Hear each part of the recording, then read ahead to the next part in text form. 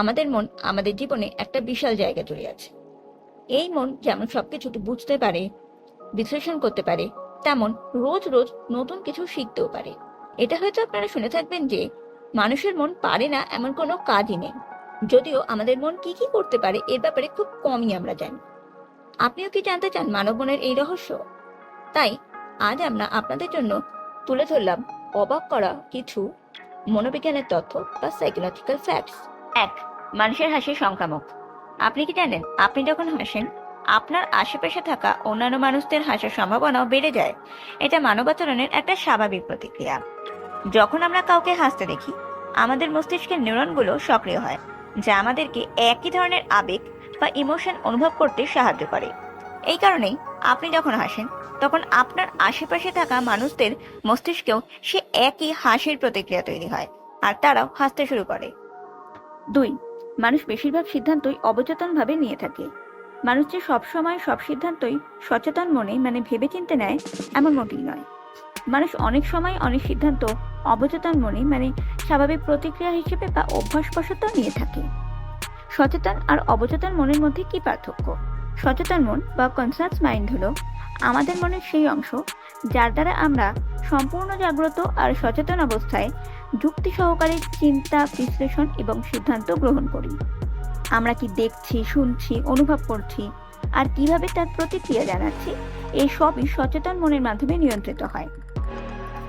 আমরা যখন কোনো কাজে মনোযোগ দিই তখন আমাদের এই সচেতন মনই সেই কাজের প্রতি সম্পূর্ণ মনোযোগ দিতে সাহায্য করে। অপরদিকে অবচেতন মন বা সাবকনসিয়াস মাইন্ড হলো আমাদের মনের সেই অংশ যা সচেতন মনের চেয়ে গভীরে কাজ করে এবং যার কার্যকলাপ আমরা সরাসরি উপলব্ধি করতে পারি না। অবচেতন মনের মধ্যে আমাদের অভ্যাস, আবেগ, অনুভূতি, স্মৃতি, বিশ্বাস এবং অভিজ্ঞতা সংরক্ষিত থাকে। অবচেতন মন আমাদের অতীত অভিজ্ঞতা আর অভ্যাসগুলোর ভিত্তিতে কাজ করে। সহজভাবে বলতে গেলে অবচেতন প্রক্রিয়া হলো আমাদের মস্তিষ্কে অটোমেটিক হয়ে যাওয়া সেই সিদ্ধান্তগুলো যেগুলো আমরা খুব বেশি চিন্তা না করেই নিয়ে ফেলি। প্রতিদিন আমরা অসংখ্য ছোট ছোট সিদ্ধান্ত নিই, যেমন কোন পথে হাঁটবো, কি খাবো, রান্নায় কতটা নুন দেব, বা একই গন্তব্যস্থলে সাইকেলে বা গাড়িতে কিভাবে যাব আর ফেরত আসবো ইত্যাদি। এই ধরনের কাজগুলো আমরা রোজই করে থাকি, আর এই কাজগুলোতে আমরা এতটাই দক্ষ হয়ে গিয়েছি যে এগুলো আমাদের এখন অভ্যাসে পরিণত হয়ে গিয়েছে। তাই এগুলো করার জন্য আমাদেরকে আলাদা করে কিছু ভাবনা চিন্তা করতে হয় না। অভ্যাসবশত এই কাজগুলো আমরা এমনিই করতে পারি। 3. স্বপ্নের মাধ্যমে সমস্যার সমাধান খুঁজে পাওয়া যেতে পারে। স্বপ্নের মাধ্যমে মস্তিষ্ক দৈনন্দিন জীবনের বিভিন্ন সমস্যার সমাধান বা সমাধানের পথ খুঁজে বের করার চেষ্টা করে। এটা একটা বৈজ্ঞানিক তত্ত্ব। যখন আমরা ঘুমোই আমাদের মস্তিষ্কের কিছু অংশ বিশ্রামে থাকে, কিন্তু কিছু অংশ সক্রিয় থাকে। স্বপ্ন দেখা মস্তিষ্কের সেই সক্রিয় অংশগুলোর কাজের একটা অংশ। স্বপ্ন দেখার সময় মস্তিষ্ক আমাদের দিনরাতের অভিজ্ঞতা, অনুভূতি আর স্মৃতিগুলোকে সংগঠিত করার চেষ্টা করে।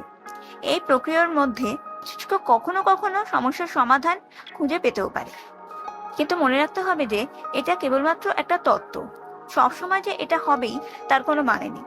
স্বপ্নে যে আমরা সমস্যার সঠিক সমাধান খুঁজে পাবো তাও যুক্তিসঙ্গতভাবে বলা যায় না। 4. আনন্দ অনুভব করতে হলে নিজেকে ব্যস্ত রাখতে হবে। আনন্দ অনুভব করতে হলে নিজেকে ব্যস্ত রাখা অত্যন্ত জরুরি। এটা একটা মনস্তাত্ত্বিক ধারণা। যখন আমরা কোনো কাজের মধ্যে ডুবে থাকি আর আমাদের কোনো নির্দিষ্ট লক্ষ্য পূরণের জন্য কাজ করি তখন আমরা সাধারণত বেশি আনন্দ অনুভব করি। আমরা যখন সম্পূর্ণ মনোযোগ সহকারে কোনো কাজ করি তা যদি আমাদের জন্য চ্যালেঞ্জিংও হয় তাহলেও তা আমরা উপভোগ করি। আর আমরা কাজের প্রতি এতটাই মনোযোগী হয়ে যাই যে সময় আমাদের জন্য থমকে যায়। এরকম অবস্থায় আমরা এতটাই তৃপ্তি অনুভব করি কাজের প্রতি যা আমাদেরকে গভীর সন্তুষ্টি আর আনন্দ দেয়। 5. অপরকে সাহায্য করলে নিজের মনও ভালো থাকে। অপরকে সাহায্য করলে নিজের মনও ভালো রাখা যায়। এটা একটা প্রমাণিত সত্য।